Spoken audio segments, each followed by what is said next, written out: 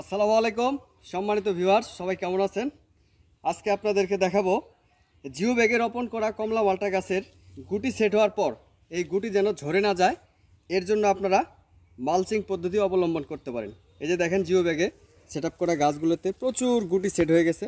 এই যে গাছ ভর্তি গুটি, এই দেখতে পাচ্ছেন। এই যে গুটি, এই যে ছোট্ট একটা গাছ, অসংখ্য গুটি। তো এই গুটি যেন ঝরে না যায়, আপনারা মনে করেন ঠিকঠাক মতো পানি দিচ্ছেন, স্প্রে করতেছেন, খাবার দিচ্ছেন, তারপরও গুটি ঝরে যায় কেন?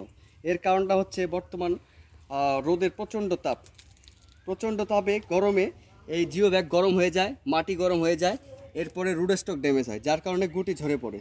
তো গুটি যেন ঝরে না যায়, এর জন্য আপনারা কোন পদ্ধতিটা অবলম্বন করবেন চলুন আপনাদের দেখাই।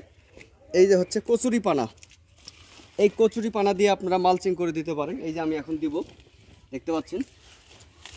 যদি কচুরি পানা না থাকে আপনারা খড়, শুকনা খড় দিয়েও দিতে পারেন, সমস্যা নেই। এই যে কচুরি পানা দিয়ে দিলাম, দেখতে পাচ্ছেন। এই যে দেখতে পাচ্ছেন, কচুরি পানা দিয়ে দিব। ভিডিওটা অবশ্যই মনোযোগ দিয়ে দেখবেন।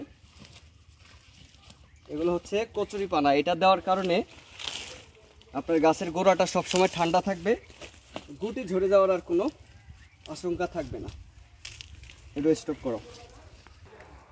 এই যে কচুরি পানা দেওয়ার পরে এখন পানি দিয়ে দিব। পানিটা হচ্ছে অনেক গরম, এটা পাইপের গরম পানিটা বের হয়ে যায়।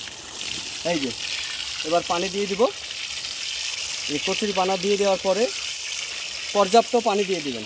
তবে আপনাদের খেয়াল রাখতে হবে, কচুরি পানা দিলে কিন্তু পানির যেন কোনো ঘাটতি না হয়। আপনাকে বুঝতে হবে যে কী পরিমাণ গাছে পানি দেওয়ার প্রয়োজন, সেই পরিমাণ পানি আপনারা দিয়ে দিবেন।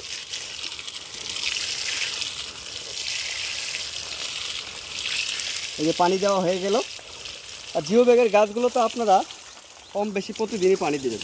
এই কচুরি পানা দেওয়ার আরেকটা ভালো দিক হচ্ছে, আমি বলি, এই যে সাধারণত যদি পাইপ দিয়ে আপনারা পানি দেন, এইভাবে যদি পানি দেই, এই যে গাছের কিন্তু এই যে মাটি কিন্তু গর্ত হয়ে যাচ্ছে, এই যে গর্ত হয়ে যাচ্ছে।